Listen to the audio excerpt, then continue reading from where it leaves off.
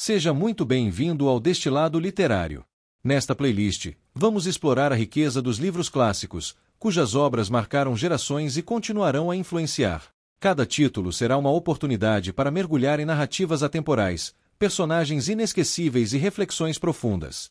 Seja você um leitor experiente ou alguém que deseja se aventurar no universo dos clássicos, essa playlist será um convite para ampliar horizontes. Vamos dar início ao destilado de hoje. Você já imaginou acordar um dia e descobrir que foi preso, mas sem saber por quê? Pois é. É exatamente isso que acontece com Joseph K., o protagonista do livro Processo, do escritor Franz Kafka. Joseph é um homem comum, trabalha em um banco, leva uma vida organizada, quando de repente dois homens aparecem no quarto dele e anunciam que ele está preso. Mas aqui vem o detalhe mais estranho. Eles não dizem qual o motivo da prisão. E o mais absurdo é que ele também não é levado para lugar nenhum.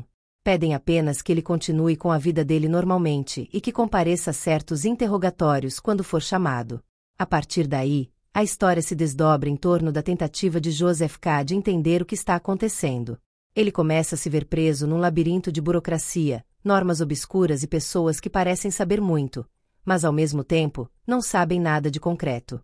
A justiça, nesse mundo, é algo inacessível, quase como um mito. Ninguém explica nada, ninguém resolve nada, e o tempo todo ele se sente como se estivesse lutando contra um inimigo invisível. Ele tenta buscar ajuda de várias pessoas. Um exemplo é o tio dele, Carl, que apresenta Joseph a um advogado chamado Dr. Wood.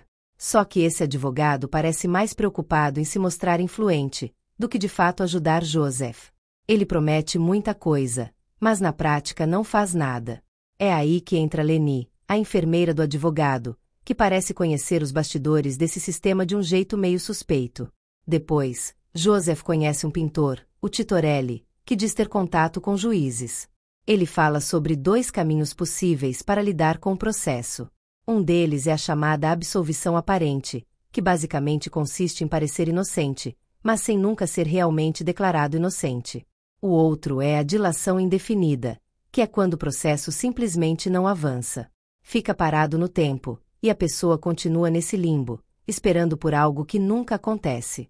Ou seja, nenhuma das opções oferece justiça de verdade. Mais pra frente, Joseph também conversa com um comerciante chamado Bloch, que está preso no sistema há anos e continua esperando, esperando, esperando. É como se toda a vida dele tivesse sido sugada por esse processo interminável.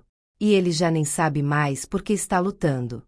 Um momento muito simbólico acontece quando Joseph vai mostrar a catedral da cidade para um cliente do banco. Lá, ele encontra um padre, que se revela ser um capelão de prisão. Esse padre conta a Joseph uma parábola, diante da lei, que, na verdade, resume toda a crítica do livro. É a história de um homem que passa a vida esperando permissão para entrar na porta da lei. Ele espera tanto, e com tanta esperança, que morre sem nunca ter conseguido passar. No final, o guardião diz que aquela porta era só para ele, e que agora será fechada. Essa parábola mexe com Joseph, e com quem está lendo também. Porque ela mostra exatamente como a justiça nesse mundo kafkiano é inalcançável, confusa e cheia de promessas que nunca se realizam.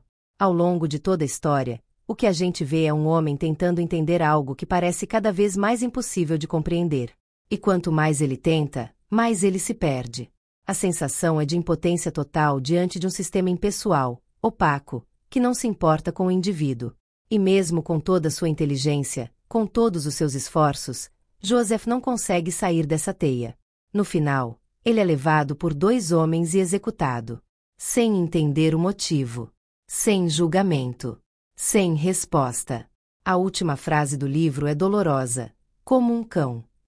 Não porque ele merecia, mas porque ele foi tratado como algo descartável, por um sistema que simplesmente não se explica nem se justifica. O processo não é uma leitura fácil, mas é extremamente poderosa.